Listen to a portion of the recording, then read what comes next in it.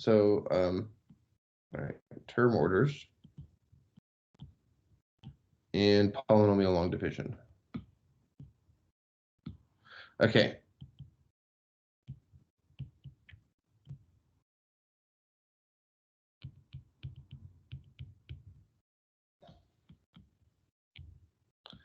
All right, so now I need to introduce a bunch of notation. Okay, so all right, so let's do a definition. All right, so in a polynomial ring over a field, let's do this. So a term, okay, now let's do it this way. Blah, blah, blah, blah, blah. Okay, a term. Okay, so a term is an element of the form. It's just like x to some power. This is x1 to the alpha 1, x2 to the alpha 2, xn to the alpha n, where here alpha is alpha 1 through alpha n, and this is going to be an element of z greater than or equal to 0 to the n. And x is just the tuple of variables. Okay, so this is what's called multi-index notation.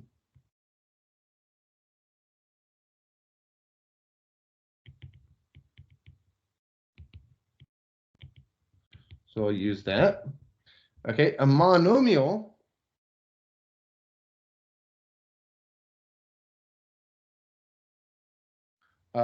is an element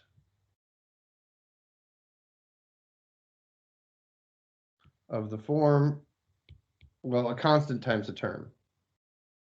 Cx to the alpha, where, well, C is an F. X is equal to x1 through xn.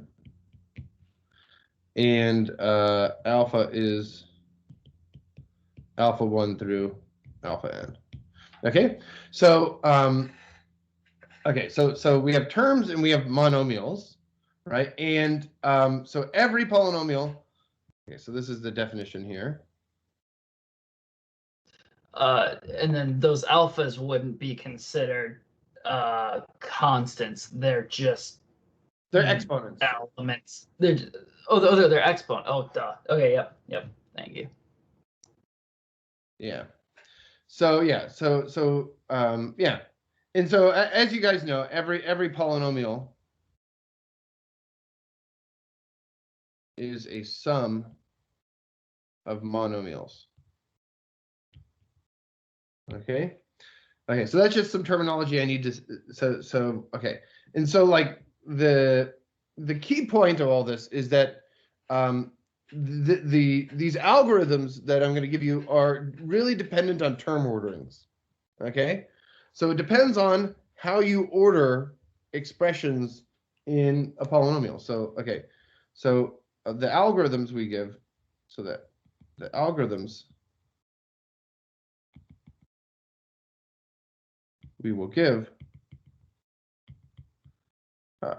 depend greatly on term orderings. Okay, and this is like the order.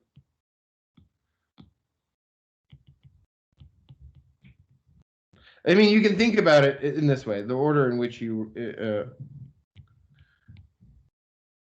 write out the monomials.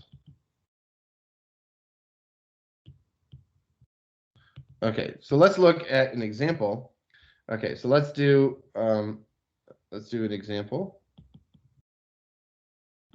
Okay, so let's look at a polynomial. Okay, x y to the 17th plus x squared y plus let's do x squared Z. Okay.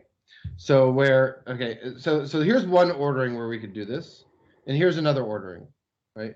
So if we were going to just do things lexicographically, right? So then, okay, so not Alexa. Alexa, stop. Okay. Alexa, stop. Stop.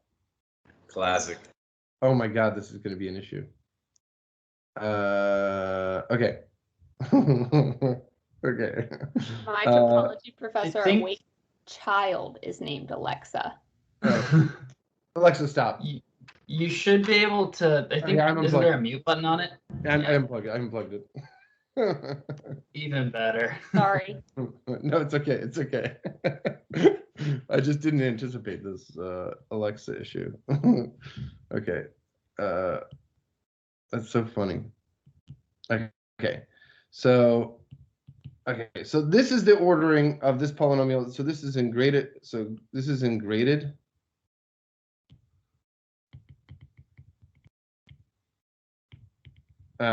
Graded lexicographic with x greater than y greater than z. So this is just straight up lexicographic with x greater than y greater than z. So we could do it the other way. So if we did, so we could do z x squared plus, I don't know, y x squared. Oh no, that would not be right. It would be plus y to the 17th x plus y x squared. So this would be lexicographic with with z greater than x greater than y.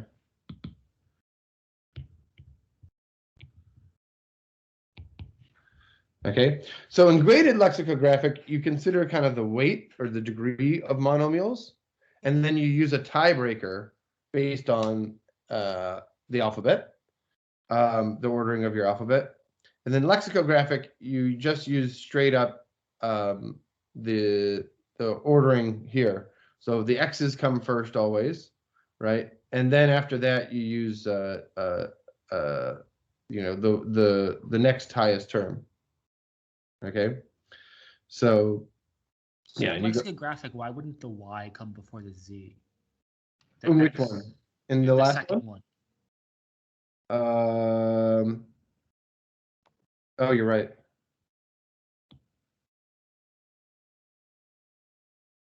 The Y should come before the Z. Let's see, the X.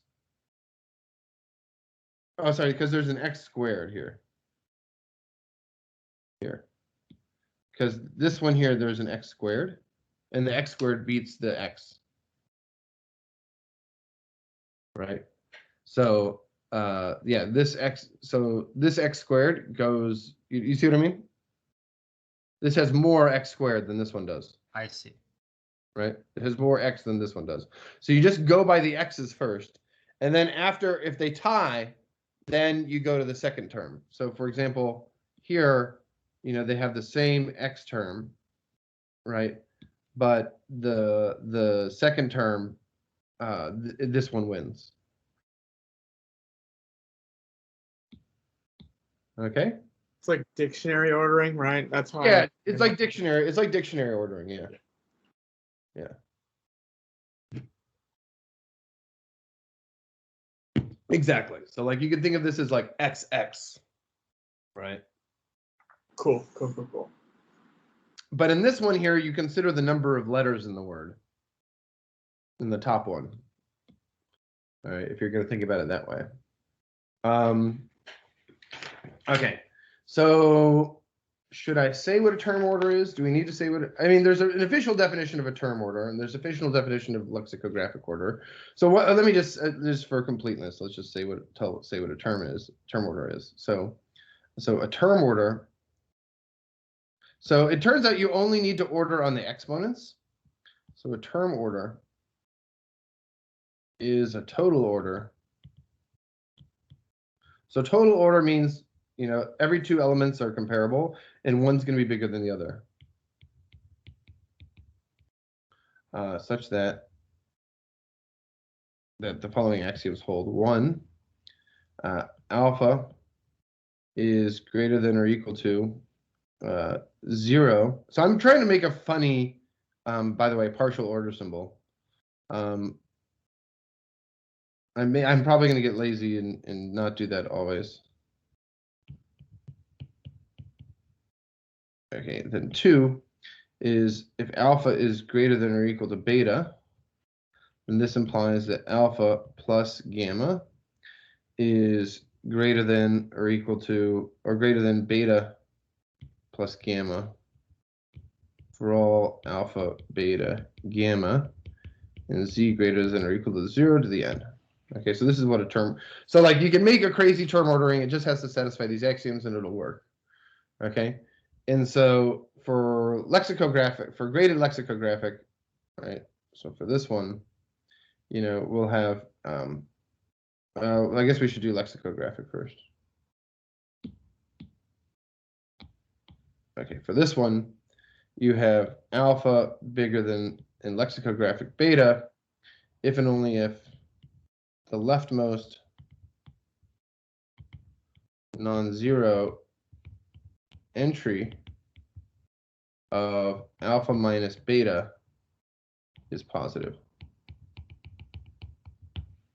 Okay, and then for this one, we have here 1, so alpha is greater than or equal to in graded lexicographic beta if and only if alpha is greater than beta, or 2, alpha is equal to beta. Oh, I need to tell you what this absolute value means.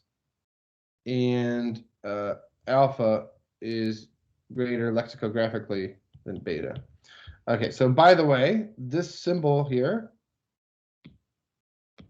this absolute value, so here, so this is alpha 1 plus alpha n. Okay, and this is for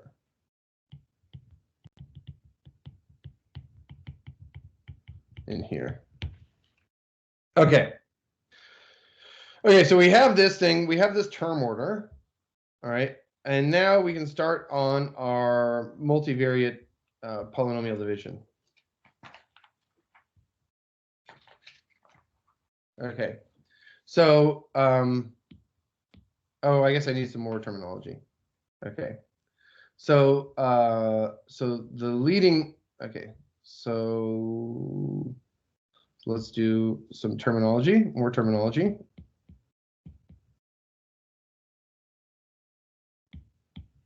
Or I guess notation.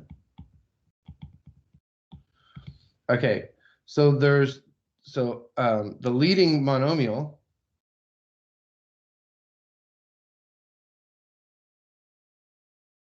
okay is going to be denoted by Lm of f, and sometimes it's denoted by n of f. So this is sometimes called the initial.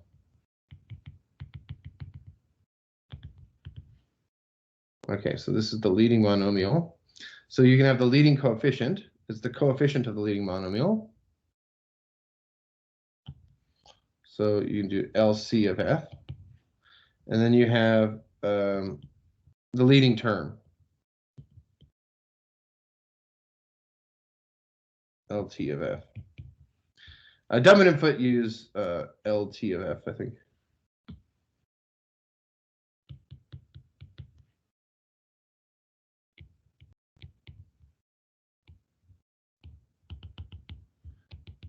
Foote. Okay, so what is the relationship between these? So LT of sorry, that's an f. LT of f is Lm of f divided by LC of f. Okay, so the leading term times the leading coefficient is the leading monomial. Okay, and so the leading monomial in these cases here. So these are the leading monomials are here. So leading monomials.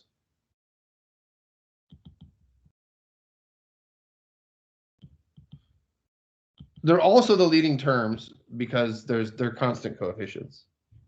I mean, the coefficient is not constant, but the coefficient is 1. The leading coefficient is 1 on all of these examples. Okay, so those are the leading monomials.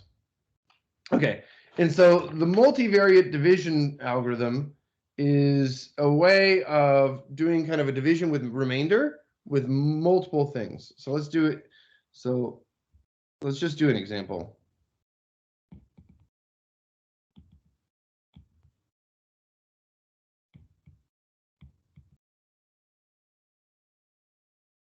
Okay, so in our previous example, so we wanted to see is, so consider,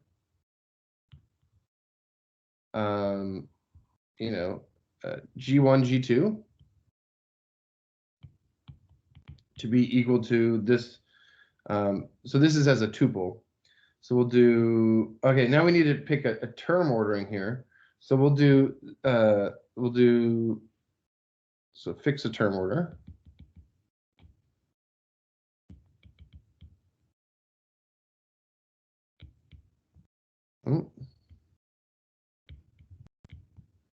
Z greater than Y greater than X. Okay, and we're gonna go back to this example of the rational normal curve, this ideal membership problem. So we're gonna do Z minus X cubed and Y minus X squared. Okay, and then let's take H to be equal to, and we'll call this G. Okay, and we'll Y take minus X squared or Y minus Z squared? Oh, X squared, X squared, X squared, X squared. Thank you. X squared. Okay, and then we'll do this is going to be Z minus XY. Okay, so what we're going to do is we're going to do a division with remainder. Okay, so what we're going to do is, well, we're going to set it up like we normally do. Okay, and we're going to do Z minus, I guess I should write it as Z minus YX, actually. Right, and then it doesn't really, well, okay. So the order in which I divide is actually going to matter in general. Okay, so like this order in which I place the G1 and G2 are here. Okay, it matters. Okay, and so what I'm going to do is I try and match up, the game is to match up the leading coefficients. Okay, so here, I'll do F1 here, F2 here. Okay, so I match up the leading coefficients. So I go here, or the leading term. So the leading term of here is Z, and the leading term of here is Z. So if I multiply times 1, I can kill the leading term. So then I'll do Z minus X cubed, and then I do around like this. Okay, so and so now I subtract, and what do I get? I get minus YX plus X cubed. Okay, so so this one worked, and that's when I got this term here. Now I'm going to do it again, and so the leading coefficient here doesn't match, right? So this one didn't work, but this one works. Okay, and so what I do is I match the leading coefficient, and so to match the leading to match the term. So this the leading term of this divides the leading term of this. So I just need to multiply by X to get it. Okay, so now I'm going to multiply by X and I get minus YX. Okay, and then here I get a plus X cubed. So then I get 0. All right, and so it turns out that this process terminated, right, on 2 steps, and there's no remainder.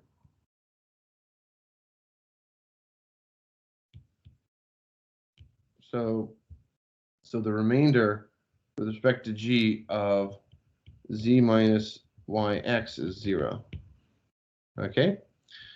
You mind showing again how that got started? I could probably get on the app. I don't see the two that you're dividing into. It looks like you stacked them on top of each other. Yeah, I stacked them on top of each other. So it's just like the normal division with remainder algorithm, except for like when you don't divide, when you can't divide, when you can't apply one step of the division algorithm, I move to the next polynomial. Where was the next polynomial? Do you have G1 and G2 are on the left? Yeah. Where did the Z minus YX come from? So that's the thing that we're going to divide. So it's just one so what we're term. going to do is we're dividing. So this is the algorithm for. So here is the algorithm. So it's H divided by G1, G2, basically. Yeah, for dividing H by G1, G2. Right, and the output will give. So in general the output, it gives F1 and F2 and R G of H such that here such that F1 of G1 plus F2 of G2 plus the remainder is equal to H. Okay, so the input is you give an H and a G1 and a G2 plus a term ordering. You know, the term order matters a lot, right? And then the output will give you this situation where so you know, i.e. you know, RG of H is congruent to H mod this ideal generated by G1, G2. So it gives a division with remainder, and it allows you to kill these pieces here. Okay, so let's just check this what I said here, right? So I have a question. Are we reordering at each point? What do you this, mean, are we reordering? I'm sorry. What do you mean, are we reordering? So I know that we didn't in this particular example, but oh, do you make a pivot here? Do you ever permute the G1s and G2s? No.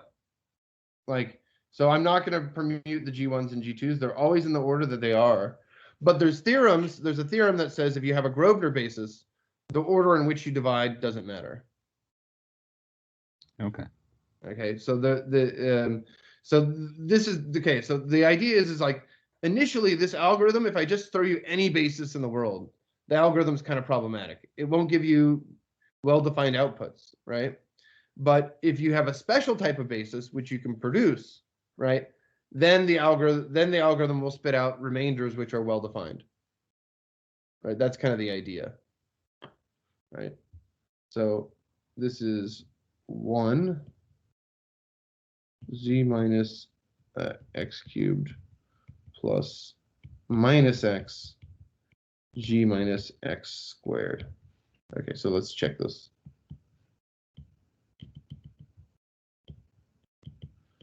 Okay, so let's just do a sanity check here. So we have z minus x cubed minus xy plus x cubed. So these go away.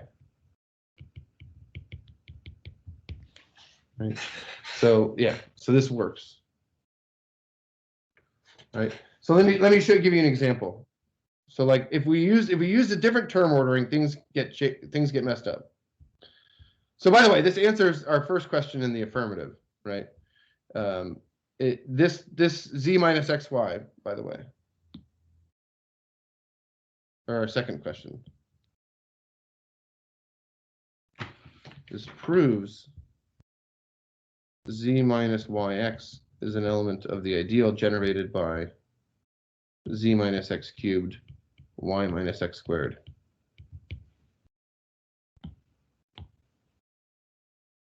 If the division process never terminated, then it wouldn't be, I guess, right? Yeah, but the division process will always terminate. Yeah, the division process will always terminate. But let me show you what can happen though. If we try another term order.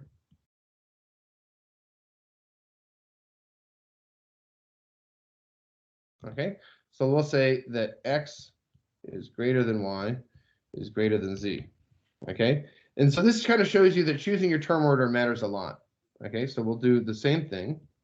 So we have x cubed minus z, x squared minus y, and this is dividing into, so this is G1, this is G2, this is H was here, this was xy minus z, and then we have two terms here, f1 and f2. Okay, so now if we go through, right, we see that we're looking at this term. This doesn't divide this term, and this one doesn't divide, right? X cubed does not divide xy, and x squared does not divide xy.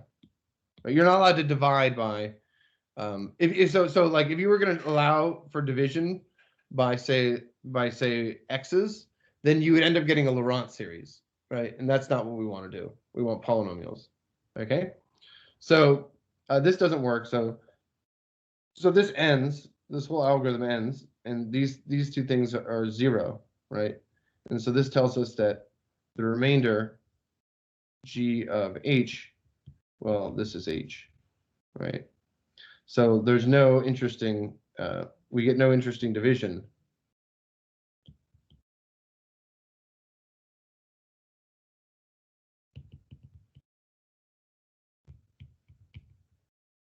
With this term order.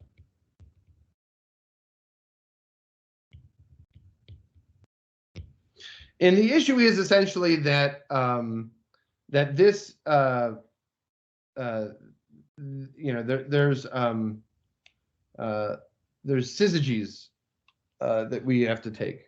Okay, so we'll talk about that next time, about how to kind of improve the basis and why this one worked and why the other one didn't work. Okay. All right. So I'll be hanging out a little bit if you guys have questions.